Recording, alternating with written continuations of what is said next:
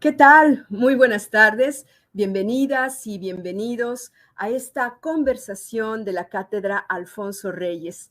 Estamos muy contentos, estamos muy orgullosos también de tener para ustedes esta conversación entre una de las neurocientíficas más reconocidas del continente americano y nuestra muy querida profesora, la doctora Lourdes Epstein, quien durante muchos años fue directora de la biblioteca del Campus Ciudad de México, del Tecnológico de Monterrey, y que a su vez es también especialista en temas de literatura, lectura y construcción de la ciudadanía.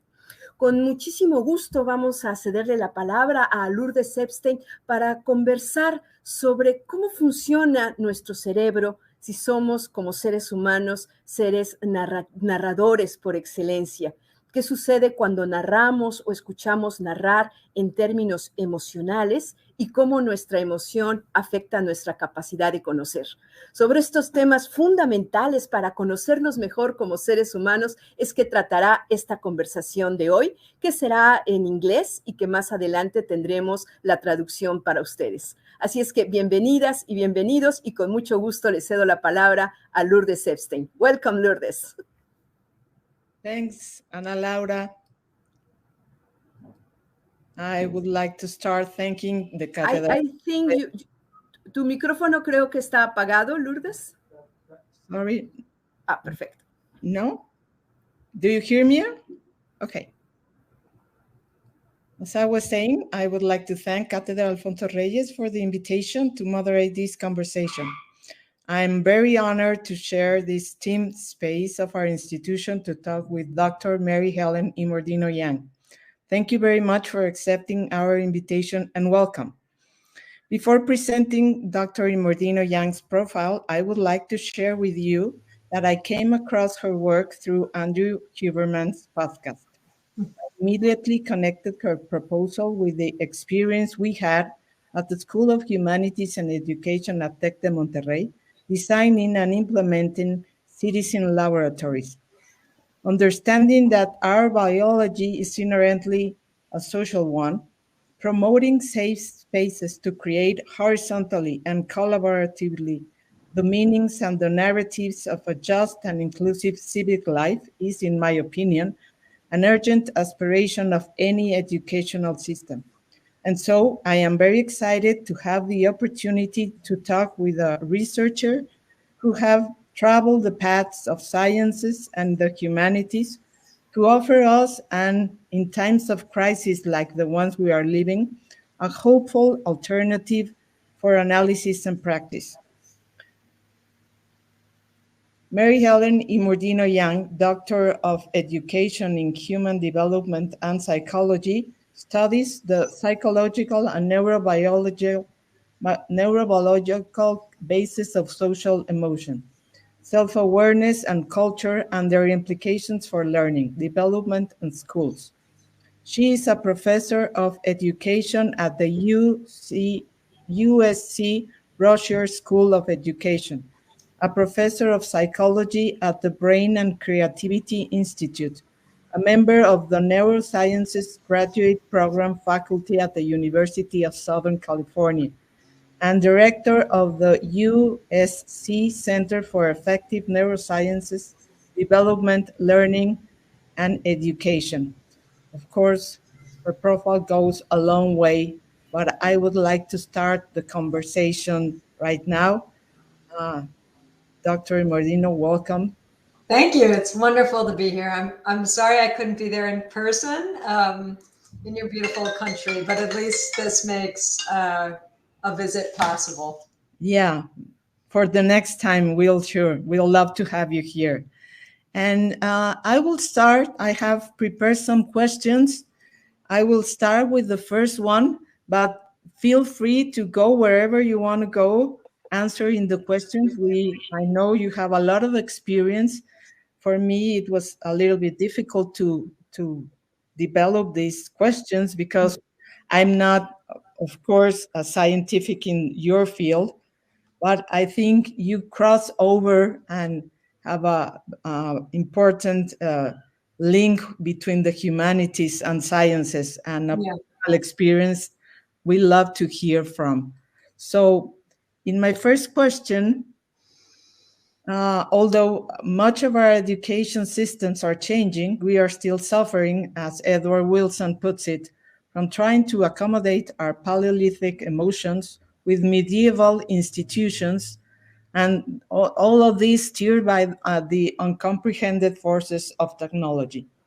You mentioned in the podcast the metaphor of the cart before the horses, concerning, I think, the faulty situation of the emphasis education puts on performance instead of development. How recent, and this is the question, how recent scientific research outcomes can help us look into the right direction concerning what we aim in education?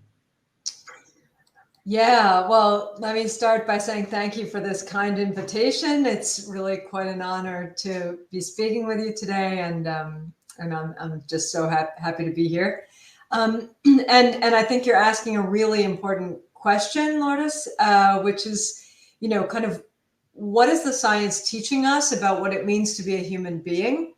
And how can we use the insights from the science to inform the way we support human beings, and especially human beings who are really most actively growing and changing and developing themselves, which are young people. And so I think what we're learning is that, traditionally in education, we have thought about, in Western style education and Western style schooling, we've thought about, emotions and cognition as being separate things, and maybe there's a recognition that they impact each other, right? That they actually are, have something to do with each other. But what we now know is that, there's really kind of thinking, there's people being and thinking in the real world. And as scientists, we're trained to try to shine kind of different lights and methodologies onto the behavior so that we can isolate particular dimensions of the behavior for study so that we can analyze and understand it.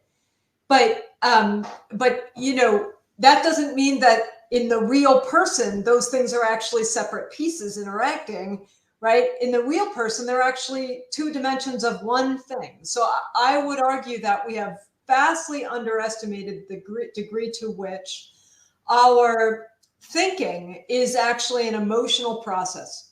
It's not that emotions impact cognition or cognition drives emotion, but that thinking itself is inherently both cognitive and emotional all the time.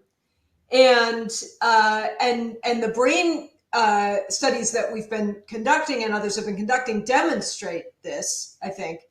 And so we can study cognition as a thing, as a construct, a dimension of thinking, and we can study emotion or affect as another dimension of thinking. But when we do that, we need to remember that we're just holding half the story constant and not looking at it. In actuality, all those things are there all the time. And this is true about the social nature of our thinking, also the acculturated nature of our thinking. We often think about culture as something that kind of gets painted on the outside of the person to look a particular way, or to dress or a particular way, or celebrate a certain thing. But actually, the deep situated cultural nature of human development is ubiquitous. It's impossible to have a human being without culture. Culture is what actually teaches our biology how to grow. It teaches our brain how to develop. It is what's organizing the relationships around us so that we can interact with other people and learn from them, and learn from the artifacts that we put in the world together, and then develop the sort of characteristic patterns of thinking that are normative in the groups that are around us and become one of the group, right? This is how our biology works. And yet in schools, we really persist in thinking about, like you said, thinking about achievement as being sort of these discrete, isolatable, measurable outcomes that a kid can do on a particular day, at a particular time, in a particular way, when you do need to be able to do these things. I'm not at all saying you don't, but that's not actually the point of education. Those are the means, right, not the aim. They're like the stuff that's in the horse's cart, like you said before, but we need to educate the horse, right? And the horse needs stuff in their cart so that they have, you know, the stuff with them that they need as they're going along. But we need to really focus on what kind of horse are we growing, right? That's the development. That's the person who's pulling that cart. Are they shy of trees in the wind, right? Are they friendly with other horses? Do they know how to manage themselves in the world? Are they willingly going forward, right? These kinds of, you know, demeanors of the person are really what matter the most as an outcome of schooling. And the learning that we're doing in school is really in service of developing these patterns of being and thinking, which are, of course, built out of stuff, you know, experienced in a lived context. So we tend to really systematically neglect the role of what we call autobiographical memory, the experience for having been there, right? That is the core of our human memory processes, and only focus on the discrete pieces that got kind of hooked into that core. And that is actually a major problem, because when the little pieces don't stick, right, or the little things you know how to do don't transfer across domains, we have no model for understanding why that is.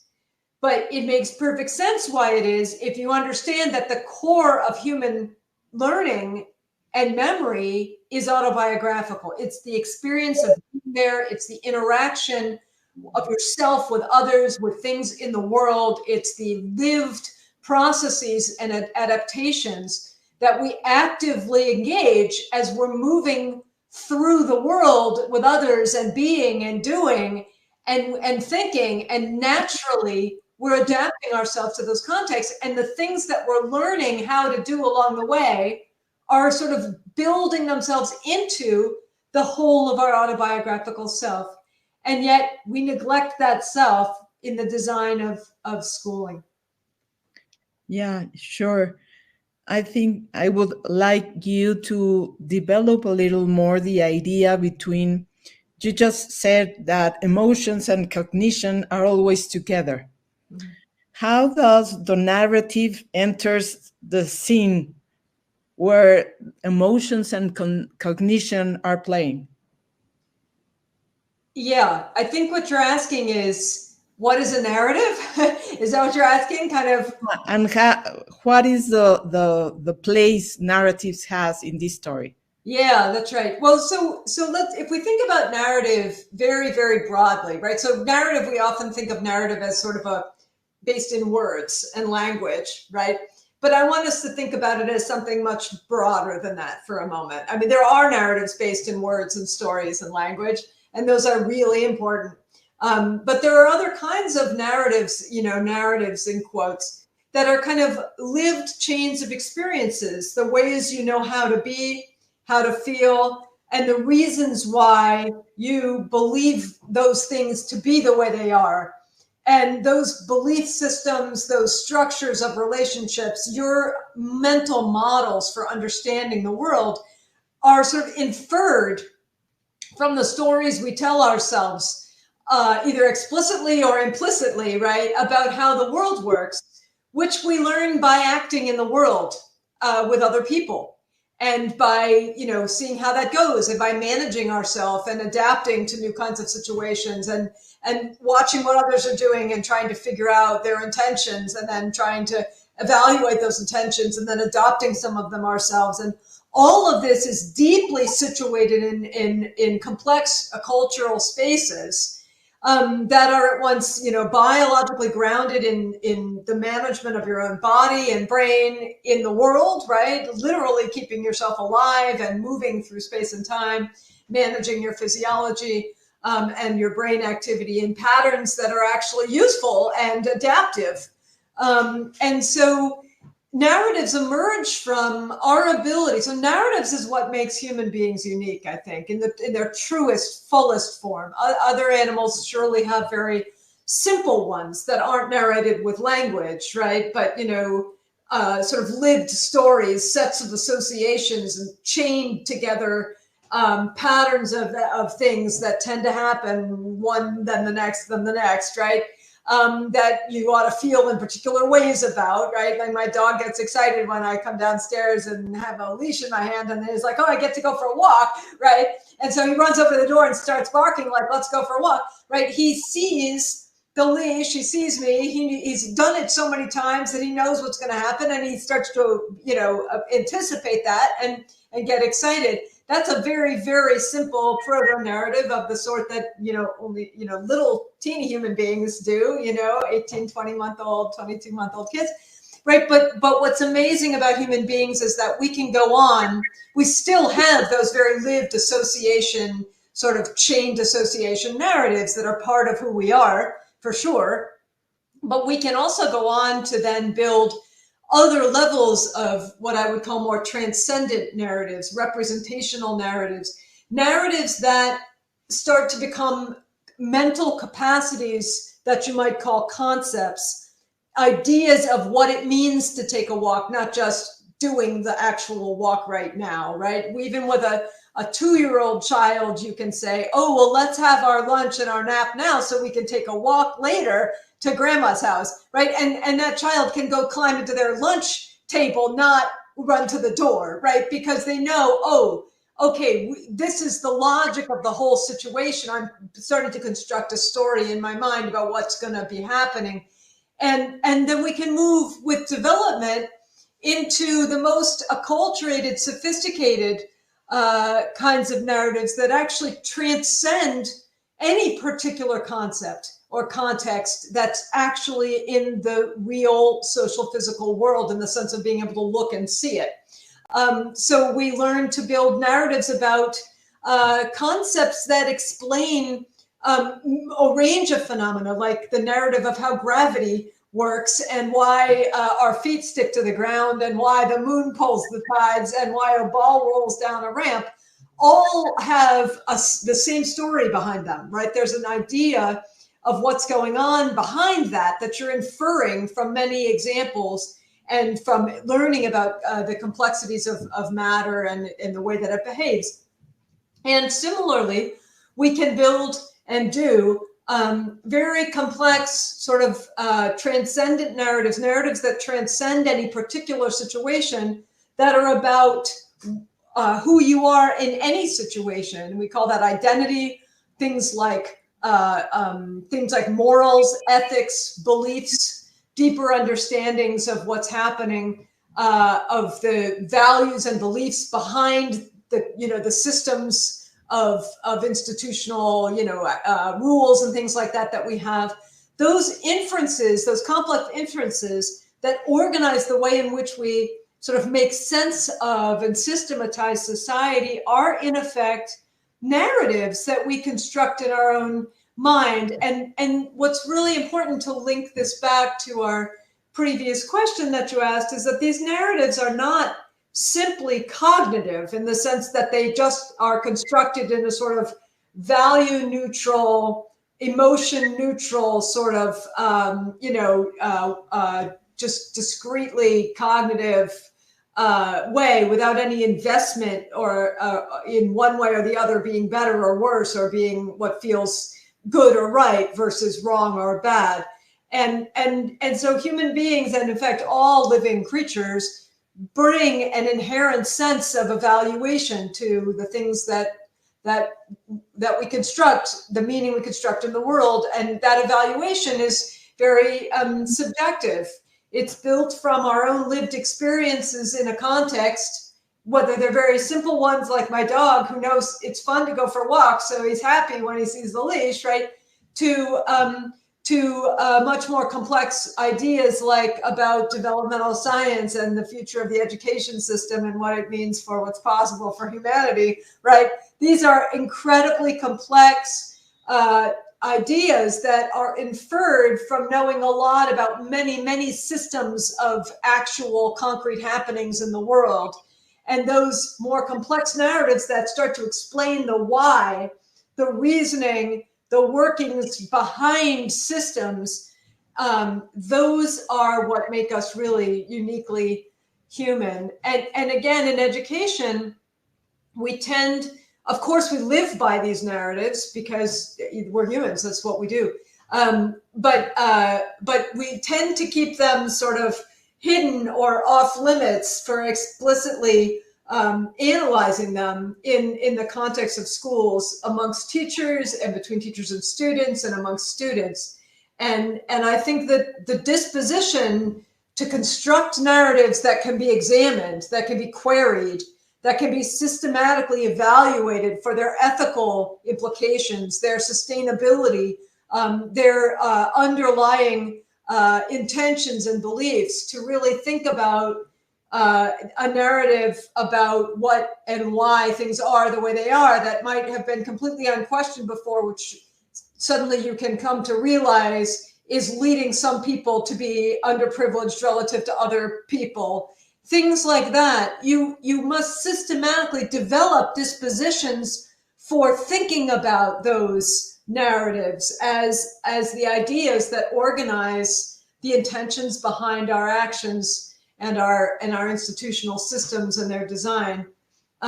So I think the idea of these stories and the propensity to query these stories, to step back and examine them, to analyze them, to compare them with other people's stories, to start to figure out why I think the way I do and what it is that I actually think. Those are the dispositions of mind that are essential for a successful humanistic education system that's going to facilitate the growth and development of the next generation of young people who are actually well situated and adapted to building a sustainable, ethical world. Well, that's really amazing to think about the humanities and emotions put in the same context, trying to build capacity, ability to understand and translate many of different and new components our young generation is facing that, for example, I didn't face when I was their age. So really, we need, as you say, to reframe the schools. You talk about the need to reframe experiences, outcomes, and aims of education, to have a better perspective of our civic life. Yes. But how does this reframing deals with an education system that is afraid of the agency of our students? We say we promote the agency of students, but in the real terms, we don't. Absolutely. I totally agree. How do we meet the needs of a school determined to promote meaning-making spaces, not only meaning learning mechanisms? Yeah. How can we embrace diversity as we allow meaning-making safely?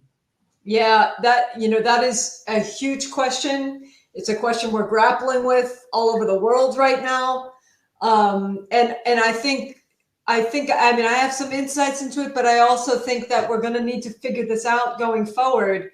And it's going to look different in different places because the approaches, the values, the culture in different places are going to be different. And that is wonderful, right?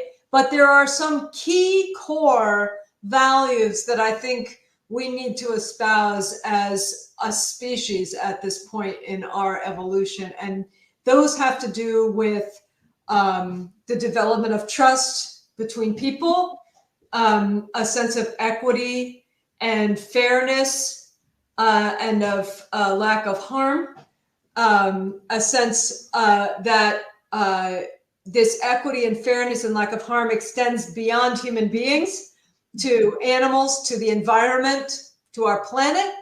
And when we don't consider it that way, we're going to end up with a very, very serious planetary crisis, which we're already on the brink of, right, in terms of our environment and our ability to actually sustain ourselves in the world that we have, like in the actual planet we have.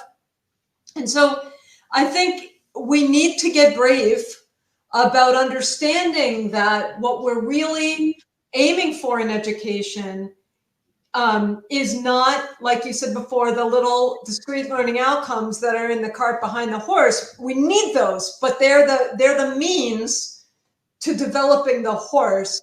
And we need to understand that young people must live experienced things for them to develop these dispositions. These are not things that you can put in somebody, right? These are things that we can help to build in someone by organizing environments and experiences for them and learning opportunities for them that are sort of supportive of them discovering and inventing for themselves the meaning that's in the world. We can't give the next generation our meaning. It isn't relevant anymore once it's not us. But what we can do is teach them to systematically query the values and beliefs that undergird the meaning they're making, stop and reflect with other people about why you believe the things you do, how you understand the things that you do, and how you could contribute beneficially to the world, and what skills and knowledge you would need to be able to do that, and then to have the self-determination and the self-awareness to be able to actually go ahead and learn those things that you know you need because you have work to do in the world that's going to serve some aspect of society in a beneficial way, from technology to humanistic jobs to healthcare to, you know, to every single kind of profession or work or family role that exists, right? And so I think what it really comes down to is that we need to really reframe and understand that, like you said, I think you're absolutely right. We're afraid for people to actually start to query the beliefs and intentions that undergird some of our best established, most entrenched systems, like some of the systems that are the structure for our education system. Because the reality is those structures and those intentions, when you actually start to poke at them, reveal not always beneficial intentions. They really systematically set up some kinds of people to have more access to opportunity than other kinds of people. And that's frightening for us to realize that, for those of us who have been in the privileged, side. And it's also frightening to notice for those who've been in the side whose opportunities have been curtailed, that we need to work together to rebuild a system that actually reflects the values that we bring to the world today. And it's frightening, and I think also hugely inspiring, right?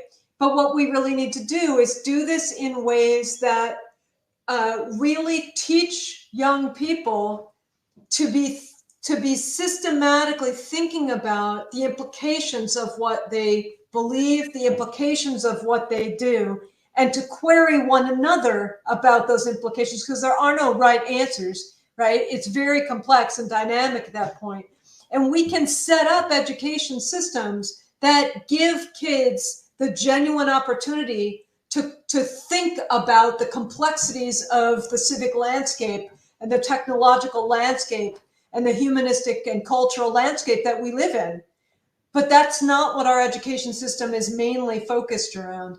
And there are systems that do focus around those kinds of civic and humanistic and cultural sort of goals of education and those domains of inquiry for humans. And they do amazing things, but we need those to be much more mainstream at this point.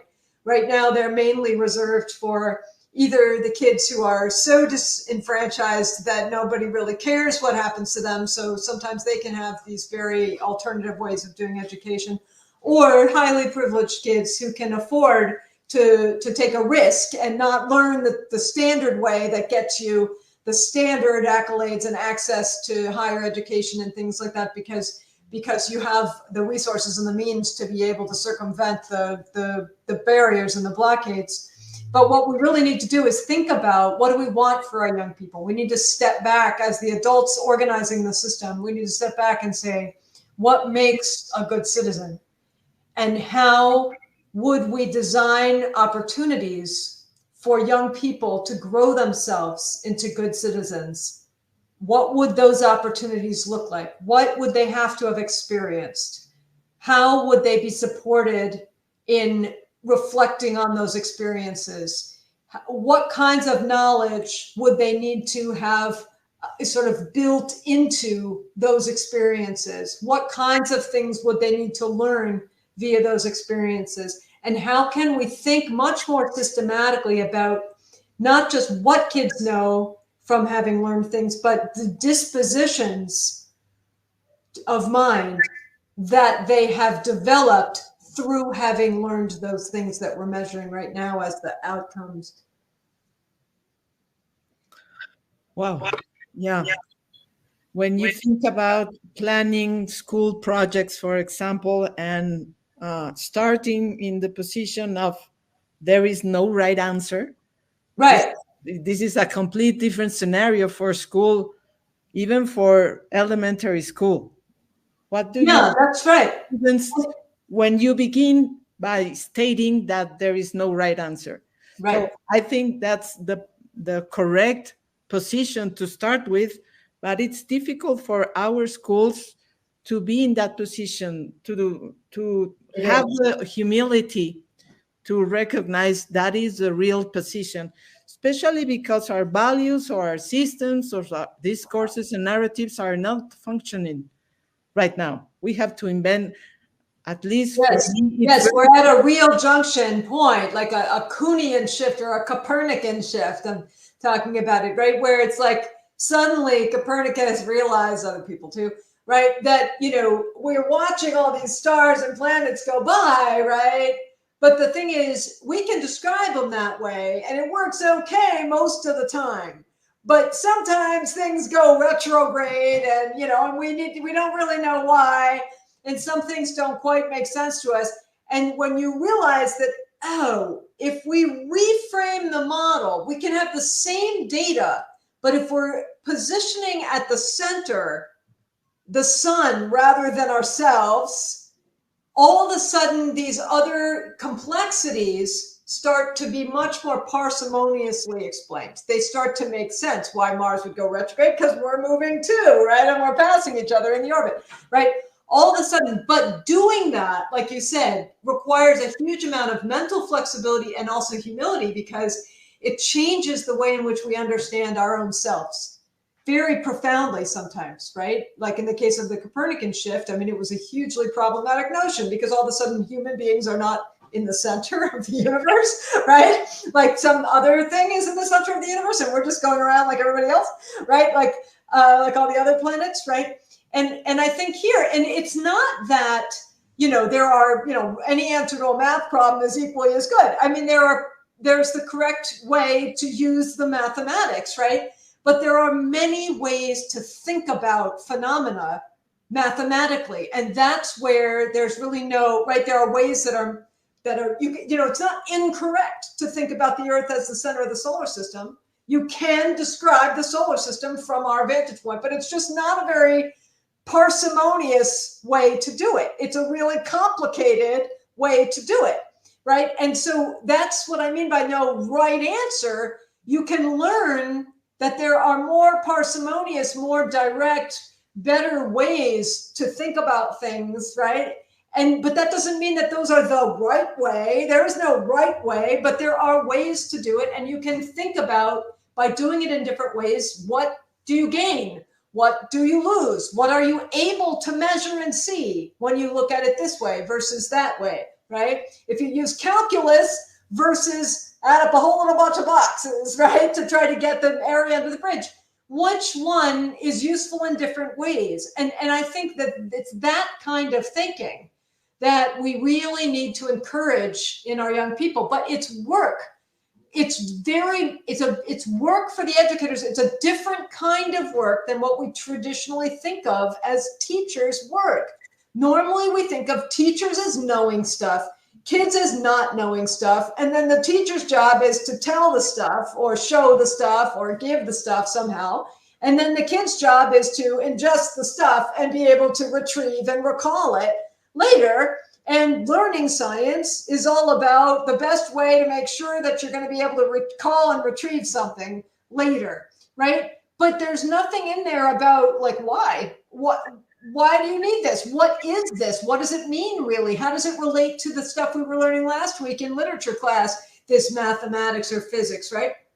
And these things are actually all coming from cultural ways of knowing. They're deeply interconnected with one another, all of these ways of understanding the world. And they're all very fundamentally human at their core, right? They reflect the kind of minds that we have. I think that Antonio and Hannah Damasio, who founded the amazing institute that I'm lucky enough to have my lab at, the Brain and Creativity Institute at the University of Southern California. I mean, I think this was their intention, was to highlight that. We have this amazing institute with like a performance space in the middle of meeting spaces and an art gallery and scientific brain imaging equipment, all docked in together into one institute that explores the nature of human creativity, right? And I think that we need to think about it more that way in education. We need to backwards design lessons that are thinking not just about what is the kid going to know and be able to do. That's important, but that's not enough. And how are they going to grow themselves as a thinker, as a person? How are they going to change who they are developmentally for having learned to know and to do these things? And when we think about it that way, it really changes the profession of teaching to something that I think is fascinating. It's really much more of a developmental kind of longer term view that teachers are being asked to take. They're being asked to think about how do these kids, how are they building and changing and growing themselves as human beings through the opportunities that I'm orchestrating for them to engage with the world? And how can I support them in doing that in the varied ways that they will do it, but also support them in understanding and practicing and developing skills for managing themselves at the boundaries of that and knowing what's acceptable, what is not acceptable and why, right? And what kinds of values and beliefs we together as a community hold, and how do we query those beliefs in the space of moving through what's an acceptable way to solve problems. And so I think, that is a much more developmentally oriented, longer term, humanistic approach to supporting the growth and development of young people whom you could call adapted, skilled, ethical, constructive citizens who can actively contribute to their worlds in many different ways. And that's not actually what we're trying to accomplish right now in education, although good teachers, of course, and good, know that this is what you ultimately want. But we think it's in conflict with learning math or with learning humanities or with, learning how to make perspective in a drawing, when actually all of those things are really tools for understanding something bigger about the world and the human condition, but we don't frame them that way. We don't make it about empowering the person, allowing them to express and use their agency to make sense out of things using the academic tools that we're here to introduce you to. Reading, you learn it because you need it, because you really want information. The only way you can get it, or the best way to get it, is by looking at what other people have written. Don't you want to know what they said? You're going to need to learn to read, right? Don't you want to know how to figure this out and compute and make predictions? You're going to need to learn some math. Let me help you with it, right? Or some chemistry or some biology or some physics or something in the arts or humanities. Don't you want to make it so other people understand the experience that you're trying to share with them that comes from your personal experience or your family history, then you're going to need to learn skills in the arts so that you can leverage them to express what you want other people to share in with you, right? And so the academic learning becomes something that is necessary, that kids are hungry for, because it's a tool for them to express and build their own agency in the world. Well, now that you talk about creativity and art, my next question has to do with it. Okay. Because if living is a process of embodiment of our stories and the stories of others around us, how come, at least in Mexico, that is happening, the study of the humanities is disappearing across the curriculum? Yeah. At least in undergraduate students. And in general, I think that we are more preoccupied about learning mechanics and physics and mathematics because they are the strong subjects we need to learn. I had the experience of trying to convince a professor of engineering why he should introduce reading literature or fiction to complete the education of all students, no matter what subjects are they in. Shouldn't we put, for example, literature or reading fiction, for example, as fundamental transversal components of learning at any age? Yeah, yes, that's the answer. But why, right? I mean, why? And I do think that there, you know, the pulling back of the humanities in Mexico, we are seeing something very similar in the U.S. around, arts education, right, and other kinds of, extracurriculars, having music programs or having these things. When kids are struggling to read or to learn math, we cut back, or we don't have the money, we always cut back the arts, we cut back things like that. Although now people are really actively realizing, especially with the pandemic and the mental health crisis we're experiencing, they're realizing that that's a mistake. And like, for example, in California recently, there was a new law passed where school districts now universally have to give a certain percentage of their funding towards arts education, right? So there's pushing back in the other direction, but why? The question is why? And why? What do you tell this engineering professor who says, "I just need my kids to know really good calculus and really good physics because I need them to build bridges," right? But the question is, how do you expect those young people with these incredibly sturdy skills to go out in the world and know what to use them for, right? Bridges to where, right? For whom, right? And to what end? If you're destroying the rainforest building this bridge, or you're stomping on the land of indigenous peoples who have lived there, right? I mean, should you notice? Is that something you need to know about, right? We need to think about the technical skills. I mean, the reason I think that countries and schools in all over the world have focused on the technical skills is because those are essential and they've been lacking, and they take a lot of formal education opportunities because people are unlikely to discover them on their own moving through the world, right? But the thing is, and they make a country productive, let's just say that, right? They make you able to build and do things that are going to earn money for the country, which is all good. But we need to really think about, who are the humans who are doing this? Are we building little robot humans who are just going to go out and do widgets with their chemistry skills or whatever it is? Or are they actually going to think about, wait a minute, why is the lead pipes and this hurting the people? What's going on? I need my chemistry to be able to solve a problem that's extremely important to the children who live in these neighborhoods, or whatever it is, right? That was a story of what happened in a place called Flint, Michigan in the United States a couple of years ago, where there turned out to be very high levels of lead in the water that was going to families' homes, and it caused brain damage in children. It's like we need whole humans who can understand the story of why their skills matter and how to use them. If you don't have an intuitive appreciation of this, think about the story of Robert Oppenheimer, right? That just came out in a big movie. The physics is amazing. The innovations in our understanding of the nature of matter and energy is amazing. But who steps back and thinks like, wait a minute, what are we trying to actually accomplish? You know, why are we doing this? And what are we going to be able to use it for? Right?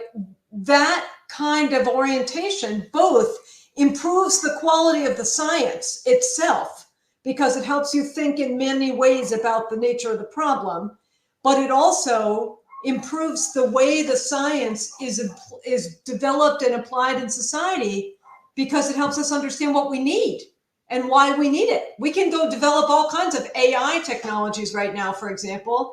What would they do to the ways that our systems and our structures and our individuals are functioning?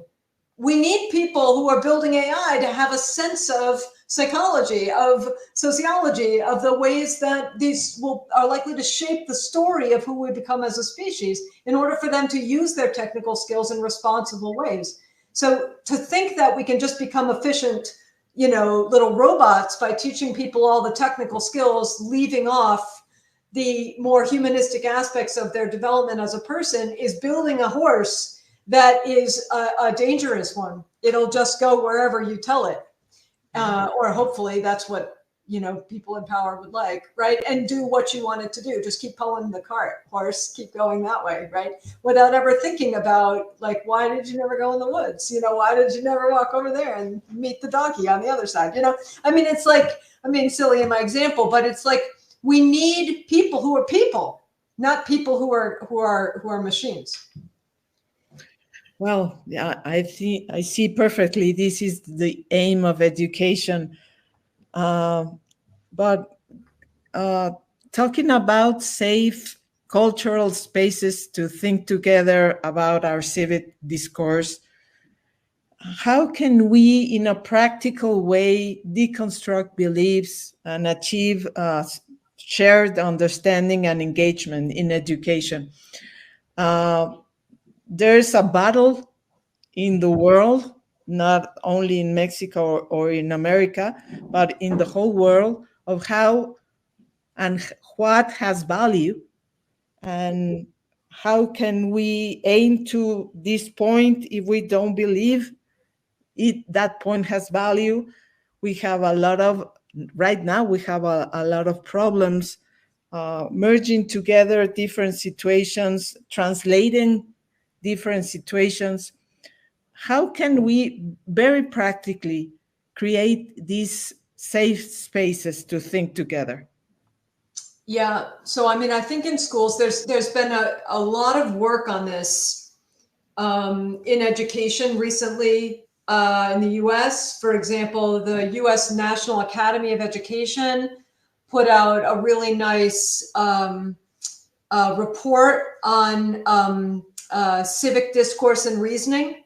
And then there's an accompanying set of reports that I helped to contribute to also about what civic discourse and reasoning looks like in mathematical settings, in social science, in science, in culture, right? So that's a really wonderful, evidence-based discussion of how we start to build out schooling systems that really fully develop the capacities of people to not just have skills, but to use them in ways that are strategic and useful and beneficial, and also that make them happy. That's the elephant in the room, is that for the most part, people who are just feeling like cogs in a machine, learning particular technical skills without really any connection to what they mean for them as a person or the broader utility of these in the world.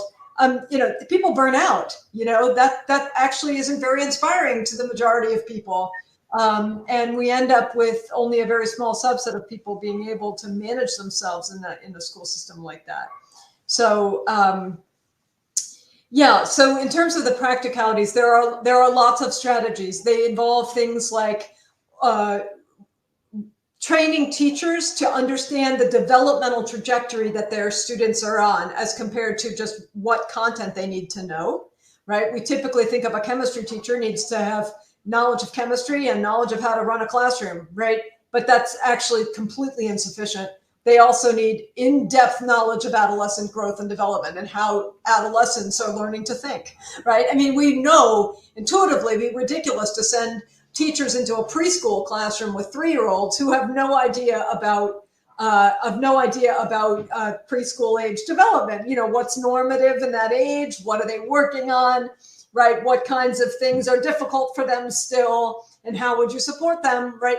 But when it comes to older kids, middle and high school, even the elementary school, middle, high school, and into post-secondary, we expect them to just sort of leave those aspects of themselves at the door. And that's a problem. And it leads, I think, to the kinds of mental health problems that we have right now, where people feel dissociated from the work. I mean, the kids ask, why do I need to know this, right? This isn't what matters to me, right? When that kind of question is coming up in class, you know you have a problem with the design of your curriculum. If kids are asking you, why do I need to know this? You haven't set up the curriculum well, right? And then I think, what were you asking? I just lost my train of thought. There was one other thing I was going to mention. Oh, how else to do this? I mean, right. So, but it needs to be done well. So there's no like one answer to do this and it fixes it, right? You know, it can be done better or worse depending on the level of understanding that the teacher brings to the setting, right? And that the administrators are using to support them. But things like project-based learning, right? Where you're set with a problem and then you have to figure out ways to solve that problem together with other people that use the tools you need to be learning.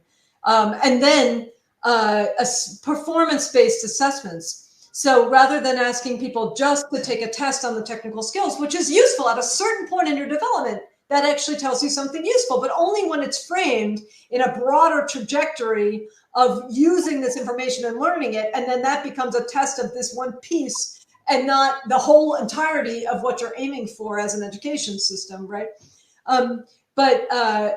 Thinking about supporting people in really breaking down the kinds of thinking and skills and models that different disciplinary domains bring them for certain kinds of problems, and then reflecting in a public way, either through writing or through like almost like a dissertation defense kind of thing, but in a smaller way for younger kids, where there's community members and teachers and peers who are asking them and querying them about their process. Like, why did you do it this way? What if you'd done it this other way? You know, what else could you do that you haven't done yet? What made you decide you're done now? What did you accomplish? What is still unsolved, right?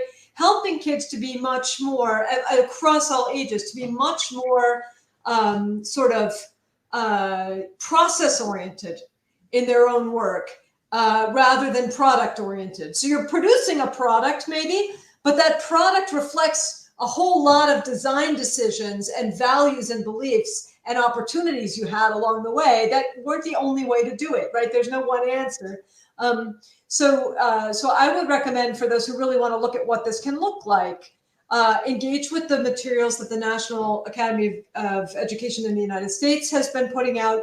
I'm somewhat involved in that work. Engage with things like Harvard Project Zero has some really beautiful work by like David Perkins and Ron Richard on making thinking visible, apprenticeship in thinking, right? These notions that rather than learning discrete stuff, you're apprenticing yourself to another thinker to learn how to think like them. And then along the way, you're going to learn a bunch of stuff. You got to learn these things to be able to think like that in math, or to be able to think like that in science, to know how to design a systematic experiment that would actually test what you want to know, and to know what you want to know, like what's worth knowing, right? You need to sort of practice it with other people and actually become aware of your own thinking and processes, which also means that you're going back to what we said before. Really, it's essential that you're providing young people the opportunity to hold their own agency. We design the structure, they design the work, right? And it needs to be set up in a way that the work they design is likely to be really a productive opportunity for them to develop themselves and to learn something. And that's the key to really good educational design. And there are schools that do this very well, but like I said, they're just not mainstream. Yeah. Yeah, and I'm hearing, for example, the engagement with building meaning in what students are learning, and focusing in that meaning making along the way they are learning other stuff. Mm-hmm. And then you mentioned that for that, even though we are going to see different presentations of the processes and developments of education along different cultures, we need one, or at least one of what you mentioned, a core value is trust. Yes. How can we link this trust with hope? Because for me, it's really difficult, since I am a teacher in the humanities department and I teach things like that, ethics and meaning and things like that. But I see my students, and sometimes I see what I'm going to teach them in the world we are living, the world my generation helped build. So, and of course, I don't want to tell them it's your turn, because that's not fair. Yeah, right. Yeah. I mean, I think we're in it together, right? And I think insofar as you can be honest about modeling these kinds of reflective behaviors and thinking about what did we build? Where are you? What do we care about now? How is the world changing? Like actually teaching kids to think about real problems and the ways that things have changed over time, and actually asking them to have opinions, but then to query those opinions and to learn along the way. And to query each other's, and to make it normative for people to sort of criticize or push back on other people's thinking and stuff. I mean, that is something that even in my lab group as a professor, right, the graduate students and the postdocs and the junior scientists who are around me, like mention that it takes them getting used to when they get to my lab, that we're constantly, that criticizing is too strong a word, it sounds negative, but we're constantly asking and pushing back. And they do this to me too. Those who have been in the group absolutely saying, well, Mary Helen, I'm not sure I agree. What if I push back and said this and that? And then I can think about it and say, well, maybe you're right. Or no, I think I didn't explain it well. What I really mean is this, or let me think about it some more and we'll come back. Or what did you think? Because you come from a very different experience, than we do. And you're coming from a neuroscience background where you're coming from a psychology, and you're coming from, an indigenous context where you've been building schools with tribal values. How could we think together about and reconcile the real nature of the essential problem here? And helping kids to get used to that, for that to be normal, and what's exciting and fun about the process of learning, first means the teachers need to really know the domain. Because you can't fake what you know in a place like that. You can't just make it up. You have to be able to really understand what is the content that you're trying to get kids to engage with. So that's one thing. And then another thing is you have to recognize and have skills for supporting productive discussion. Knowing what kinds of discussions are productive and what are just sort of flopping around, expressing opinions and saying stuff, and like everybody's engaged in the sense that they're thinking. I mean, in the sense that they're talking, but not in the sense that they're really thinking. And I think also there are some things that we build into education systems that directly undermine this kind of thinking, which is, for example, time limits, and the kinds of really strict sort of, you have to do it fast, you have to get it right in order for it to be something worth talking about, right? There are times when you do need to get in and be able to do it fast and right, because those are instrumental tools that you need to teach yourself to be able to really adapt quickly in order to be able to solve these big problems. And if you're stuck on solving these pieces, you're never going to get to the big problem. But that needs to be embedded in a much bigger story of what it means to be you in an educational space than that being the main outcome, the main aim, the thing you're teaching to. And it needs to, every activity you engage in needs to be thought of as a developmental activity. How are you changing yourself by studying for this test? How are you growing your ability as a thinker through thinking about doing these math problems efficiently? How is that changing your own mind and the way in which you see things in the world? And to help kids be explicit about that. It doesn't need to be a secret, right? I mean, even my little daughter, when she was in second grade, she's like, I don't know, 6, 7 years old, whatever, 7 years old. she would come home with these spelling word lists. And the first thing we would do before we started learning spelling all these words, which they didn't really do anymore after her, she was like the last year that did it, but we'd sit down and look at the list and say, like, what's the rule they're trying to get you to understand this week? You know, like, oh says ooh. Oh yeah, let's look across. Look at that. They all have ooh in them. Well, that's what they're trying to do. Okay, let's see all the ways you can use ooh. You know what I mean? Or whatever it is, right? And then with big kids, you know, my own graduate students are like, why are we trying this interdisciplinary approach? Because we want to think about, is there a way we could push back on the assumption that this is a universal biological process? What if it was being shaped in this way? What experiment could we design to test that? And then you start to operationalize your ideas in terms of strategic steps that are very rigorously constructed, right? But always with the bigger mindset that you're testing something with bigger implications, that you understand why you're doing what you're doing. And it's a strategic reduction in order to be able to essentialize something that's going to give you an insight. And when you teach kids that that's what they're looking for in the world, that sets them up in a different way. You know, I mean, and I tell stories of my own kids, but like they're the ones I know the best, right? So now both of my kids are in university, right? One of them is about to finish. She's writing her dissertation, what am I saying, her honors thesis, right? And she's like, but Mom, it's like too much. I can't do all this. And it's like, they're giving me this stuff and they understand things about it that I don't. And I'm just like parroting. And she's like, I can see that I'm going to really grow myself by doing this. But right now they don't understand why I'm so slow is because I'm actually trying to formulate it. Like, knowing that about yourself, that you can see yourself growing through the process, makes it possible for you to stick with the process. You're not just doing it so you can get a mark on your transcript and graduate with honors. You're doing it because it's growing your ability to think about really complex, big problems in this domain, right?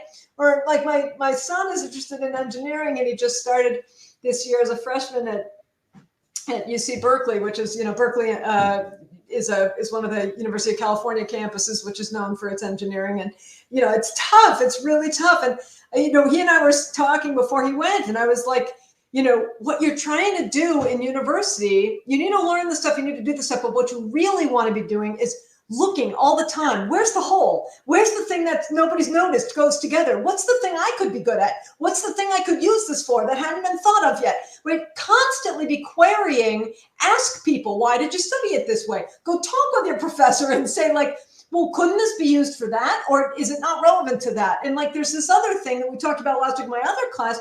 Is that matter here? You know, and constantly be looking to find the hole that you can grab onto and try to make something out of. Don't just passively wait for people to tell you what to learn and what to do and then give it back to them, right? You'll get through okay that way, but you won't figure out really how you could use your skills to make the world a better place, you know? And, you know, sending somebody out with that, they're constantly puzzling on like, but why? But where? What could this be for? Why am I doing this? Right? And constantly querying those things puts you in this very active agentic mind state, which is motivating, which helps you be resilient when inevitably you do badly and it's difficult, which is where we're at right now, halfway through the semester, right? And it helps you remember why you're trying to do it and what you could use it for. And then it actually enables you to be innovative with your skills later, potentially. Even if you end up doing the same job you would have done, now you're doing it with a much more active stance. You're doing it thinking like, how can I make this better? How could we do it even in a more efficient way? How could we do it in a way that's going to be, you know what I mean, more effective? And you're constantly looking for that actively. But that's the kind of thing that we don't just not support in traditional K through 12 education. We punish it, right? We punish kids who are looking to make it more efficient and try to, right? I mean, and you know, we need to move past the instrumental how and what to do in education and into the why and what kinds of developmental dispositions are we supporting. And then from there, we can start to really build up many kinds of what. People could do many different things in many different ways in education context and be fine. As long as the kids are coming away, right, with a set of core skills and values that help them work in the world from their own perspective. They don't have to all be the same. So we need to standardize the developmental trajectory intentions, not the actual pieces that come out. And I think rethinking the system like that gives teachers much more agency, gives them much more latitude to really get inventive. But they can only get inventive in responsible ways when they actually understand what they're aiming for, which is complex, deep thinking, not knowing this or that only. Yeah. And especially, we should be able to regain the pleasure of learning and teaching, for example. That's right. Yeah, which teachers are not robots, right? Yeah, of course. They're not just go stand up there and just read this thing and then like, you know, next thing the kids just do it. And that's like, they're not all the same. They're human beings. It's really very much like parenting, teaching. It's kind of specialized parenting. It's chemistry parenting or humanities parenting or mathematics parenting. I'm teaching you how to be my mathematical child for a little while. Let's think together about what it would be like if you were a mathematician. And that's what we're doing in math class together right now, right? And that's a really different way to frame the work than like, I know stuff, you don't, and I'm going to give it to you. And your job is to give it back, you know? Yeah. Yeah, I have the experience. I have 4 children. They are all grown-ups, but of course, my most important learnings in my life has to do with learning what they did, what they said. For example, my oldest daughter, when she was 3 years old, he told me, "Mom, why are you shouting? Why are you telling me not to shout? Shout." 3 years old. Yeah. From that moment on, I realized, whoa, I was shouting. I never realized that before, you know? Yeah. Who's the teacher? Who's the mother here? Yeah. But yeah, we have a lot of more questions and subjects to make analysis of, but our time is up. Yeah. We don't want you getting exhausted because you have a lot of ideas, and of course we can talk a lot more about the topic, and I hope this is the first of other conversations we are able to have with you. I would love that. Thank you very much for this conversation. I was thrilled. I have a lot of things to think about of what you said, and I hope we'll see you very soon. Sounds good. Thank you very much, Dr. Immordino-Yang. Thank you. I appreciate it.